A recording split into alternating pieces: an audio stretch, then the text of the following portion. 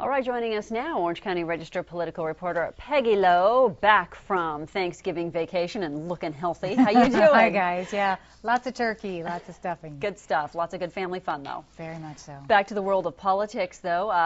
Of course, you're back from vacation and jump immediately into the sheriff's case.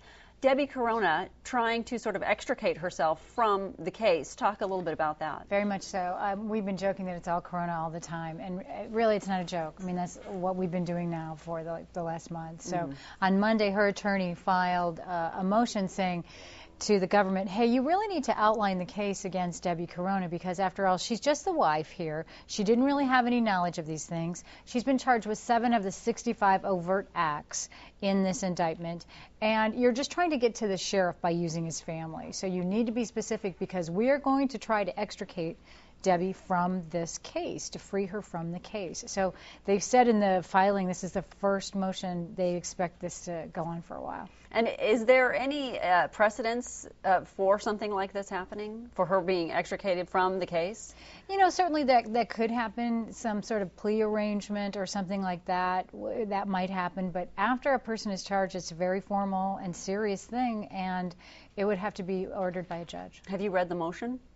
Yes, I have. In fact, it's really pretty funny. I'm so glad you brought that up because, you know, I was writing on our blog this week, right when I don't think that this case can get any more colorful, it does. Yeah. And what her attorney wrote was he named all the acts, you know, all the acceptance of this bribe and acceptance of that, and Don Heidel's money and the St. John knit, knit dress. Yeah. And he said, absent the writer's strike, you know, this could be a potential miniseries. So it's pretty funny. Kind of curious, the other Deborah in this, Deborah Hoffman, why has she been silent from what you've observed?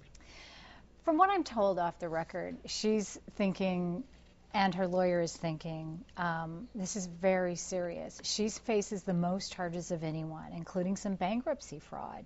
So she believes she should stay quiet because the feds could maybe jump on something else. And, you know, this is a very personally difficult time for her. Sure. She is named in an indictment as the longtime mistress of Sheriff Mike Corona. And so, you know, her personal life has been exposed as well as her private life. And some of those things that you mentioned, like there's a possibility of bankruptcy fraud, is that tied directly to the sheriff's case, or that's something wholly different? That's something totally different. They really threw the book at Deborah Hoffman. She's got some counts that include, you know, some work that she did for the state and some things that she allegedly did with Mike Corona. And then this bankruptcy fraud is separate. It's some filings she did with her own husband. So this is something that they sort of came across in their investigation of Mike and with her relationship with the sheriff. Allegedly. They haven't said that, but it was certainly spelled out in the indictment, yes. All right. Let's move on. Sort of a subtopic. A hunt for sheriff.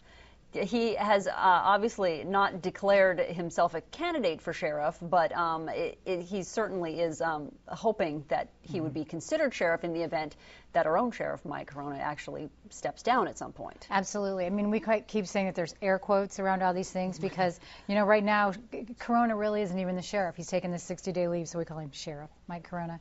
And certainly Bill Hunt is a candidate, even though there's no vacancy. So, but there are a lot of people who say they're very interested in the job. Bill Hunt, who came in second to Corona in last June's election, and Ralph Martin, who came in kind of a distant third, but has been very impressive to many people.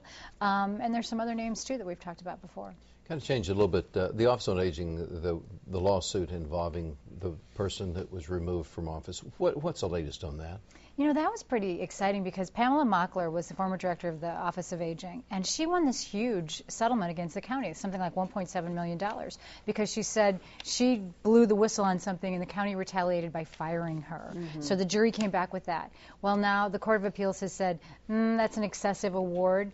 We're not going to give you $1.7 million, and they overturned her sexual harassment claim against Supervisor Chris Norby. Completely overturned it, or how does that? They did. They said his behavior was boorish and brazen, but it wasn't illegal because there was no pattern of sexual harassment. Oh, okay. One final topic. Congressman Miller, having a rough week. Gary Miller from Atlanta.